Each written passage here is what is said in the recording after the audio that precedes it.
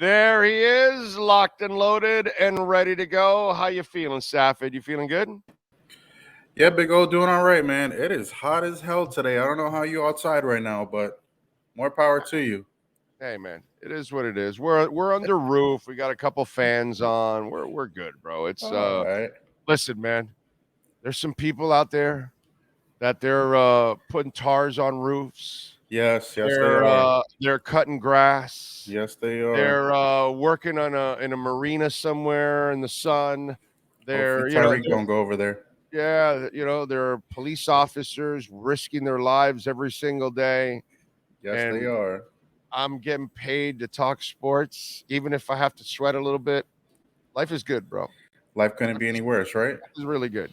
So I'm going to run a conversation I had with somebody, well, actually a couple people in the building, but one specific person in the Dolphins building. And so we were talking about Liam Eichenberg, and they're actually very impressed with Liam Eichenberg. They thought he did a terrific job overall because he had them in all the right positions. He didn't make all the blocks. Yes, they know that, and he screwed up. But it was his first time ever playing center, and it was against the Buffalo freaking Bills.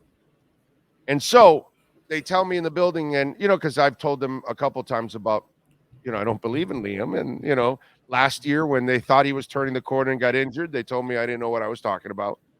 And so now I recently had a conversation with a couple people, but one person that told me, so let me ask you something. I see all of you all bragging about Austin Jackson now. Okay. And Isaiah Wynn's doing a solid job, and Kendall Lamb developed. And last year we got by with the guys we had. And so when do we start getting the benefit of the doubt? When we tell you we like these guys. And then, like one other guy told me, hey, man, they didn't move on to Cotton or Olave, right? Still there with Eichenberg. So we believe in him in the building. And when he goes to when that line was used at me, when do we get the benefit of the doubt? I just like I had no. You're right, dude. You're 1,000% right. As much as we might be all unsatisfied watching Eichenberg play and make whatever mistakes, they keep telling us something different, and they keep standing by these guys. And Kendall Lamb paid off for them, and Isaiah Wynn's paid off for them, and now Austin Jackson's paid off for them. And they had an injury-riddled season with Eichenberg last year. They've only had a few months with him at center. Are we being unfair? No matter how bad Eichenberg has played, are we not giving the people in the building, the coaching staff, are we not finally giving them the benefit of the doubt? What are we doing here on our end? Yeah, I don't know if unfair is the right word. I would definitely feel impatient is probably a better word. Great word. We all, everybody wants instant gratification in this world.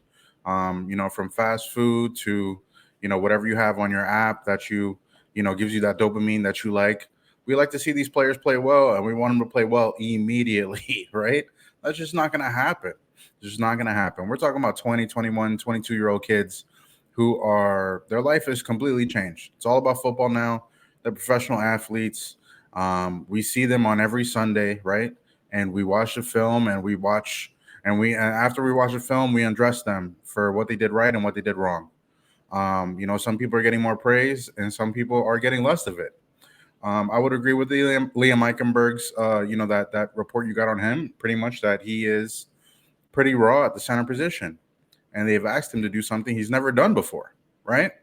Or maybe hasn't done as much in his past. We know Liam Eichenberg was a really, solid tackle in college. Did not allow a sack, I believe, during his years at Notre Dame. Mm-hmm. It's why the Dolphins moved up in the draft to get him, because you thought he was going to be a right tackle, right? Then he moved into guard. Then they moved him inside to center. And like you mentioned, there was an injury-riddled season there last year where him and Austin Jackson were hurt. So that's two of your draft picks at O-line who were injured and can't be on the field to not only fend for themselves, but to improve as players, right? Right. Liam Eichenberg's got a chance to start, on Sunday against the Panthers. Great opponent to start. If you can start him against the Bills, you want to start him against the Panthers, right? Panthers are one of the worst teams in the NFL right now. Connor Williams is dealing with a groin injury, and who's on the docket next week? The Philadelphia Eagles, who won the NFC last year. And he doesn't have to. He doesn't have to block Brian Burns. So he's actually not blocking the badass. Yeah. Whoever he's got, Derek Brown. They got some D tackles over there. I got to look at the injury report and see, make sure who's actually going to be suiting up for them. But name Brian Burns. Name Brian Burns. All right, look, and Derek Brown had a knee and ankle injury. Didn't practice on Thursday, so he's not going to be 100% when they play on Sunday if he does play. So, look, this is a very the Dolphins have asked 2 players to play center, and they've never played center much before, in Connor Williams and Liam Eichenberg. All right. I don't know how much credit the Dolphins front office want to have or want to get, because, there were some centers out there that they could have had the past couple of years. Sure. And also we're so used to the center position we're so used to having a Pouncey at center, right? And everything being all right in the world, and that guy going to the Pro Bowl and stuff like that. So a lot of patience is needed overall. And I think, for the Dolphins to really get the benefit of the doubt, they need to win a little bit more. They need to win a playoff game. That's when I would give them a little bit more benefit of the doubt overall on all the decisions that they made. Wait. That's not. No, you're taking it to another place. Okay. The benefit of the doubt that he was talking about is that they pick the players and no, that they're developing the line. He goes, dude, we're the number 1 running team in the NFL along with passing. Yeah. Quarterback's getting protected. When do we get the benefit of the doubt? And he's right. He's right. Well, I would agree with that. When it comes to the offensive line issue, forget about the winning. I'm with you on the winning stuff for the team overall. But when it comes to the offensive, brother, we're seeing what's going on the offensive line has never gone on in Dolphin football. You have to go back to the 70s to have a line that could run and pass. That never has happened in Dolphin history. You got to go 50 years back, bro. Let's think about how hurt we've been by this offensive line since Laremy Tunsil left, right? Like, it's just been development after development. We got a tanking team. We got a team trying to do their best to hold their own. We had 3 offensive coordinators who had no idea what they were doing, right? And now you have an offensive genius in Mike McDaniel, and somebody who knows how to put offensive linemen in great positions to be successful. You look at Frank Smith, you look at the O-line coach, you look at them keeping, Coach Lem as an assistant coach because he's worked with these guys before. And you look at the improvement all across the board. I mean, Robert Hunt is your best player right now. He's a little hurt, a little gimpy. I don't know if he plays on Sunday. That's another conversation. But you look at what Austin Jackson did, and he completely, remade his body to be able to play as well as he's playing right now. And we give him a lot of credit now that he deserves, but we weren't giving it to him last couple of years. And he's probably one of the youngest players on the team. Right. So, to go back to your conversation, I think we've just been impatient more than unfair. And maybe the impatience has led to some unfairness, sure. I'd probably say that too, but I think impatience is probably a better word. Yeah, I think impatience is the perfect word. That's why you're a writer, dude. Right there. That was it. Now, it looks like Connor is out, right? I mean, he didn't practice Wednesday and Thursday, so we are going to see Liam Eichenberg, right? Is that what your gut tells you? Yeah, that's a good gut feeling. That's a good hunch. And I would be worried about Robert Hunt. Robert Hunt practiced on Wednesday, but he came up Thursday on the injury report as limited with a knee injury. So that's 2 of your starting linemen that you don't want out, 2 of your most important linemen that you want in outside of Armstead, right? And you already don't have Armstead for the next couple of weeks. So if there's any game for the Dolphins to play some backup linemen and kind of see what you have there and let those guys get some chemistry with Tua playing, those second string guys did pretty decent for themselves in training camp. There wasn't a lot of pushback and things like that.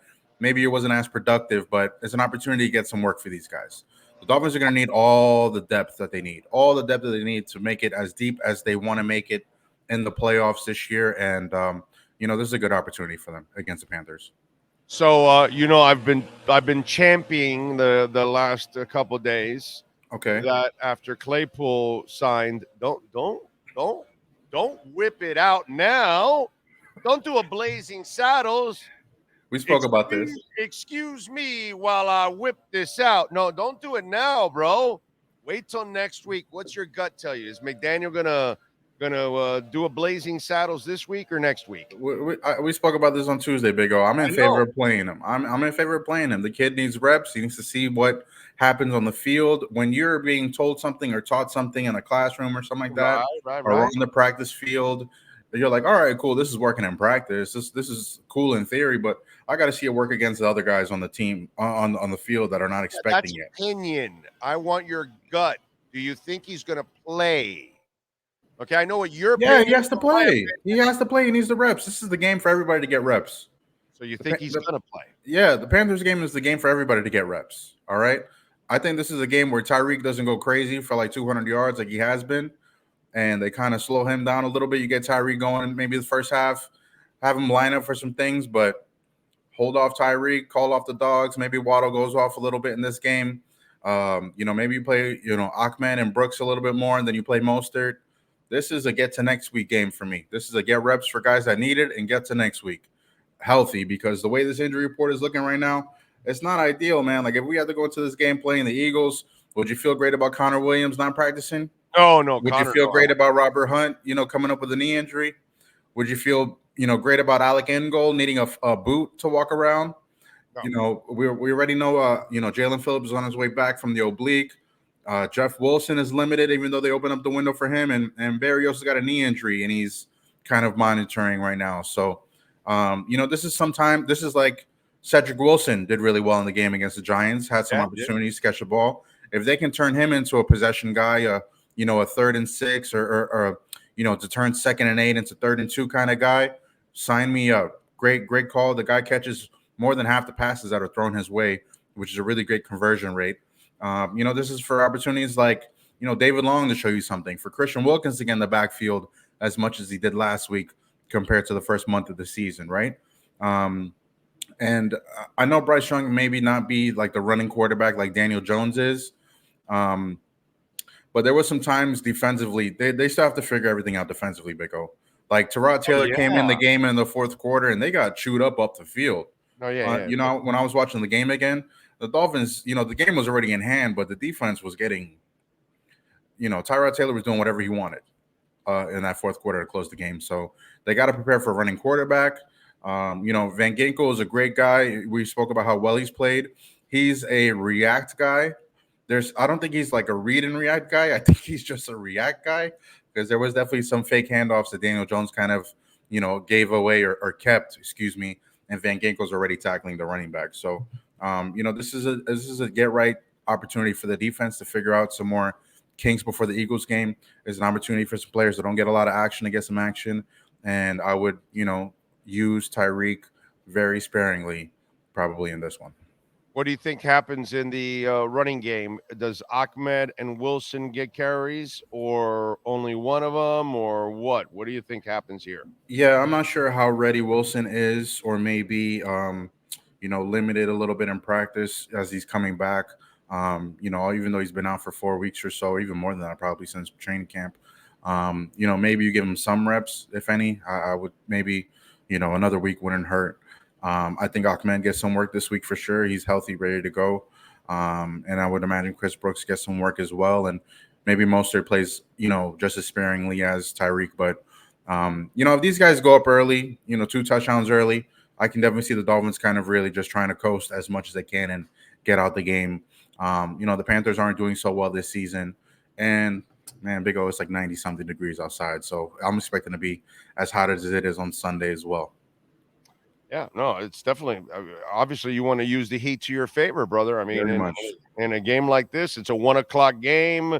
You definitely want to try to pound the hell out of the ball and tire them out a little bit. But like one of the things you did mention, the defense definitely. This is one of those games just like last week where you kind of get to fine tune yourself and hopefully prepare yourself to step it up against the Eagles. What are you hearing about Jalen Ramsey? Wow. So I was also among the group of people that saw Jalen Ramsey make that run towards the locker room after the game last week. And I know Marcel and Omar has also said some things about it too. He looks good. It looks good. Looks ahead of schedule. Mike McDaniel said he's obviously on the positive side of the return. But I would also very, very be cautious with it. Um, Jalen Ramsey's like one of those fast healers, man. I've been covering him since Florida State, since he was there. And, nobody wants to be on the field more than that guy. I'll tell you that much. He's been doing everything that he possibly can to get back to 100%. I also have to make some phone calls on that one too and see how really far along he is. So I can't give you a really good answer right now, but I would say that any talk of him coming back maybe in November, I would probably push the brakes on that a little bit. Look at Brandon Jones right now. Look at how much he's taken to a return from injury. Look at Nick Needham. Guys like that who have had really, really serious injuries, right? I mean, this is a meniscus, but it's a very serious injury when you're having not a snip, but like a full repair on it. You know what I mean? The snip is different. You have a little cartilage and they take it off. That's 4 weeks. You're back within 6 weeks. This is a very full corrective surgery for the knee, right? And Ramsey plays with a lot of twitch, man. He's one of the most athletic guys I've ever covered. Maybe just as much as Deen as athletic as he is. We're talking about a long jumper. We're talking about a long strider. We're talking about somebody who's very physical with his hands. He likes to tackle. He's not shy of contact. And that's pretty much what happened when he got hurt. Him and Tyreek just kind of got tied up. He looks good, but there's difference between looking good, making a jog, and getting ready for an NFL game. So I would caution on the side of Jalen Ramsey right now, just because everybody's so optimistic. It's okay to be optimistic, but I don't want to rush that guy back, man. I need Jalen Ramsey January and February more so than I need him for December. But if and when Jalen Ramsey does come back this season, the defense will be in a lot better position. Yeah. I'm gonna go with the crazy prediction of early November in the first 2 weeks of early November. Not Hey, even if, late. But I do think that you could be right, only because their entire track record has been, let's be very cautious about all players and injuries. So I could see them holding them out till December and saying, you're great, but we're going to wait. We're winning. And as long as they're winning, they will have that luxury to keep putting it off and keep putting it off a little bit more to make sure he's 100%. But yeah, everything I'm hearing, he's way yeah. ahead of I mean, schedule. look at the schedule. You got Panthers, Eagles, Patriots, Chiefs. You're not gonna have Armstead. You're not gonna have Achan. You're not gonna have Ramsey. Okay, you've been all right without them the first month of the season or so. I mean, after that, Raiders, Jets, Commanders, Titans, Jets. Maybe you bring them back for the Cowboys game, maybe for the Ravens game, and we're talking about last 2 weeks of the year, right? Like, there's no real reason to rush them back opponent wise. Dak Prescott is no threat to anything, bro. Yeah, Man. like there's no reason to rush him back at all. Make sure he's 1,000%. Have him practice for like 3 weeks, and like and then bring him back if he's really ready and itching to go. But I would not rush that, man. You're paying him some money. I know you traded a third-round pick for him, but it's not just him being healthy for the rest of the year. You're not really, you really want him to be ready for week 1 next year too. Yeah. No, it makes all the sense in the world.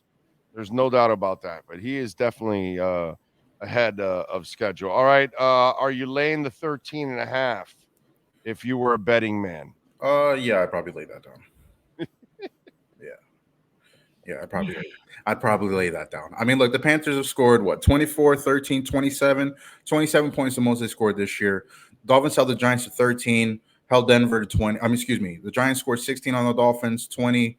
The Broncos scored 20. So only unless Bryce Young comes and absolutely lights it up, I don't see that happening either. I think this is a get right game for everybody. Hopefully Jalen Phillips can play a little bit. We'll see.